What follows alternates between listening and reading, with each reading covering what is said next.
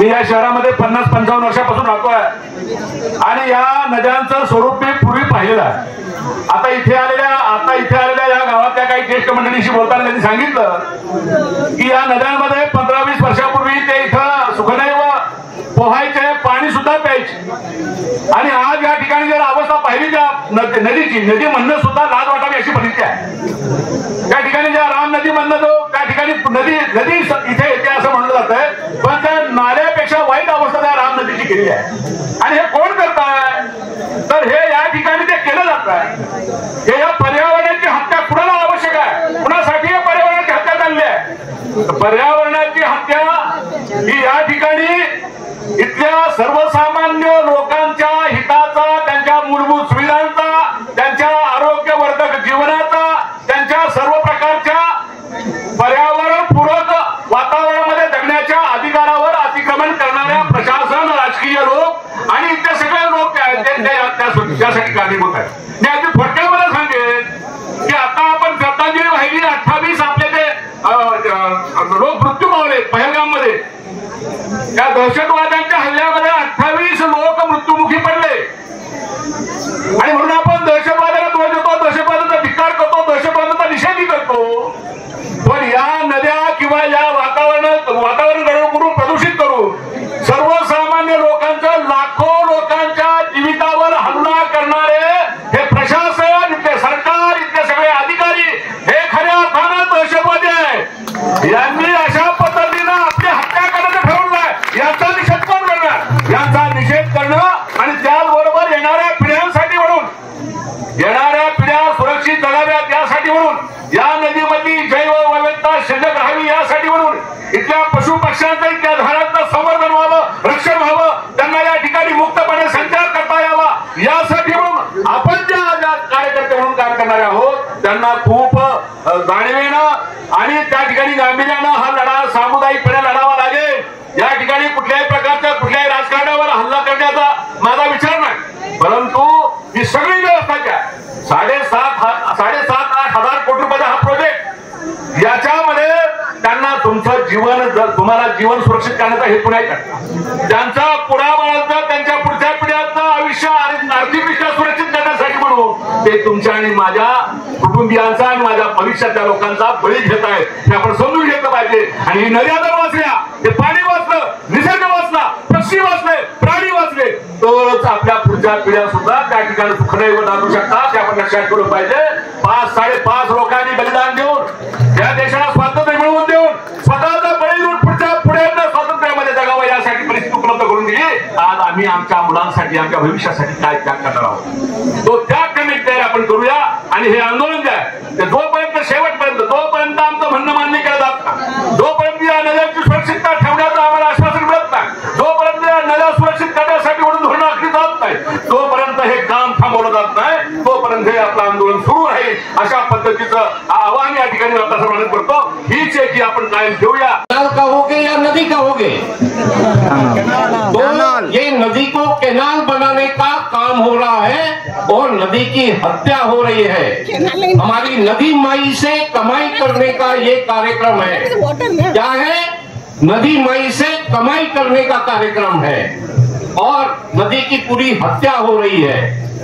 ये प्रशासन हमें कहते हैं कि हम लोगों ने सभी तरह के क्लियरेंसेस लिए हैं. ये सिर्फ जो क्लियरेंसेस उनको मिले हैं, तथाकथित क्लियरेंस मिले हैं, वो इस आधार पे मिले हैं कि इन्होंने सभी तरह की गलत इंफॉर्मेशन, गलत डेटा देकर और इस तरह के क्लियरेंसेस लिए हैं. तो अगर कोई व्यक्ति, देखिए चरौली में कोई एक व्यक्ति 29 बंगलो बना रहा था और 29 बंगलो ये ब्लू लाइन के भीतर बना रहा था और इसके अगेंस्ट में एनजीटी में कंप्लेंट हुई और उन्होंने ऑर्डर पास किया कि ये बंगलो तोड़ो क्योंकि ये ब्लू लाइन के भीतर है.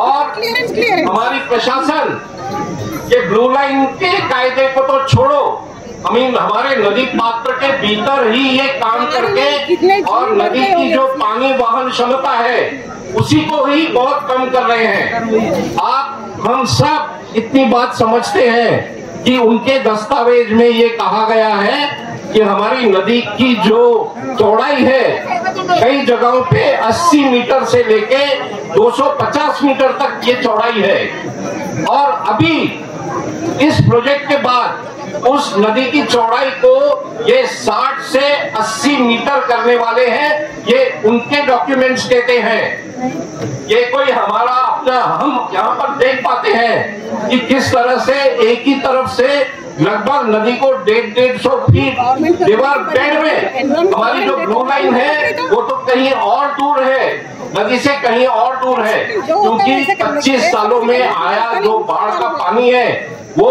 उसको ब्लू लाइन कहा जाता है। दूसरी बात, बहुत समय से हम अपने प्रशासन को कह रहे हैं कि ये जो गंदा पानी है, हम पिंपरी चिंचवड़ और पुणे वासियों को तो बहुत शुद्ध पानी मिलता है पीने के लिए, और उसको गंदा करके पूना के बाद जितने भी गांव है, उजनी डैम है, शोलापुर है, वो सभी का ये पीने का पानी होता है।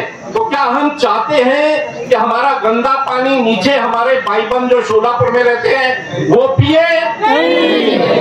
तो क्या हमारी जवाबदारी है कि पहले नदी की सफाई हो, नदी के पानी साफ हो, नदी की अविरल निर्मल बहे, ये हमारी मांग है। और आप सब देख रहे हो, अभी आप लोगों ने यहाँ पर वो जो पेड़ों का जेनोसाइड देखा है, अपनी आंखों से देखा है।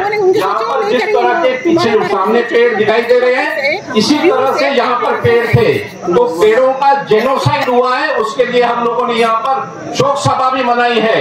लेकिन मैं आप लोगों का ध्यान इस बात पे आकर्षित करना चाहता हूँ कि यहाँ 2-4 पेड़ रह गए हैं बीच में, अनाथ हो गए हैं, वो अनाथ हो गए हैं और बेजुबान और बेकसूर इस तरह के पेड़ों की कत्ल, जिनकी अपनी जबान नहीं है, उनकी कत्ल की जा रही है। अभी तो ये शुरू हुआ है। उन्होंने उनके दस्तावेज में कहा है कि सिर्फ 22,000 पेड़ हैं, लेकिन हम देख सकते हैं कि हमारे सामने ही लाखों में पेड़ हैं, ये आधा किलोमीटर के भीतर। तो 44 किलोमीटर की नदी पूना में और 44 किलोमीटर की नदी पिंपरी चिंचवड़ में कितने करोड़ पेड़ों की हत्या होगी, ये हम सब यहाँ पर महसूस कर सकते हैं, देख सकते हैं। तो मेरा यहाँ पर सभी आप लोगों ने संडे के समय इतना समय निकालकर और इस बात को एक बहुत बड़ी ताकत दिया है, इस ताकत को और ज्यादा बढ़ाकर हम अपने प्रशासन को समझाएं और उनसे कहें कि ये जो नदी की जो हत्या हो रही है, इस नदी की हत्या को रोको और जो अशुद्ध पानी यहाँ पर बह रहा है उस पानी को शुद्ध करके और नदी में प्रवाहित करो। धन्यवाद। दुसरी गोष्ट, इथं हे प्रकल्पाचे जे उद्देश आहेत त्याच्यामध्ये सायकल ट्रॅक करणं, इथे वॉकिंग ट्रॅक करणं, हे सगळं ऑलरेडी शहरामध्ये आहे आणि या सायकलिंग ट्रॅक पासून सगळ्याची काय दुरावस्था आहे हे सगळ्यांना माहिती आहे। त्यामुळं कुठेही आम्हाला अशी नदीकाठी नकोय। नदीकाठी या पक्ष्यांचा, या प्राण्यांचा, यांचा हा हक्काचा अधिवास आहे, त्यांचं ओरबडून घेऊन आम्हाला इथं माणसाला आणायचं नाहीये, हे पाप आहे आणि ह्याची कुठे ना कुठे आपल्याला परतफेड करायला लागेल। आणि सगळ्यात महत्वाचं म्हणजे नदीचा आत्ता सगळ्यात महत्वाचा जो प्रश्न आहे तो प्रश्न म्हणजे प्रदूषणाचा आहे। आणि प्रशासन याच्यामध्ये फक्त जो काही ह्या रिव्हर फ्रंट डेव्हलपमेंट म्हणू किंवा रिव्हर डिस्ट्रक्शन प्रोग्राम म्हणू, ह्याच्यामध्ये फक्त 5% अमाऊंट ह्या रिव्हर क्लिनिंग साठी आहे। त्यामुळे खूप स्पष्ट मागणी आहे, पहिल्यांदा नदीमध्ये जाणारं दूषित पाणी आणि सगळं मैला मिश्रित पाणी आणि एसटीपी सगळे चालू करा आणि हे सगळं नदीचं प्रदूषण व्हावं, आम्हाला बाकीचं काही नको। ही जी जंगलं दिसत आहेत, ही जे प्राणी दिसत आहेत, तिथं अनेक वन्यजीव आहेत, ह्यांचं सगळं नुकसान होणार आहे। आपल्याला कुणाचे ओरबडून आपल्याला घ्यायचं नाही, आपली ती वृत्ती नाहीये आणि प्रशासन ते करत असेल तर आम्ही त्याला प्रखर विरोध करू।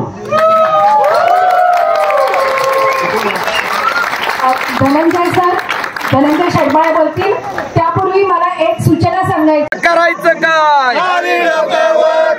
महापालिका प्रशासनाचं करायचं काय, महापालिका प्रशासनाचं करायचं काय, अरे बंद करा, बंद करा, बंद करा, बंद करा, बंद करा, बंद करा, बंद करा, बंद करा, बंद करा, बंद करा. बोला. नमस्कार. इंद्रायणी माता ही सर्वांची जीवनवाहिनी, जीवनदायिनी आहे. अशा सर्व नद्या आहेत. या नद्यांमध्ये देहू, आळंदी आणि संगमेश्वर असा चांगला मिलाप आहे. पण या मिलापला प्रदूषित केलेल्या प्रत्येकासाठी धावणे आणि काळाची गरज आहे. त्यासाठीच आज RFDचं जे काम चाललंय ती त्वरित थांबावी हीच इच्छा आणि मनोमनी इच्छा आहे. प्रशासनाचा हा जाहीर निषेध आहे.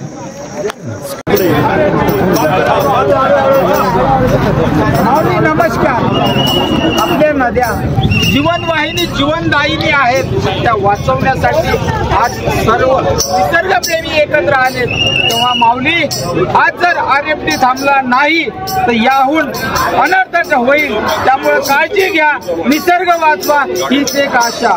धन्यवाद माऊली.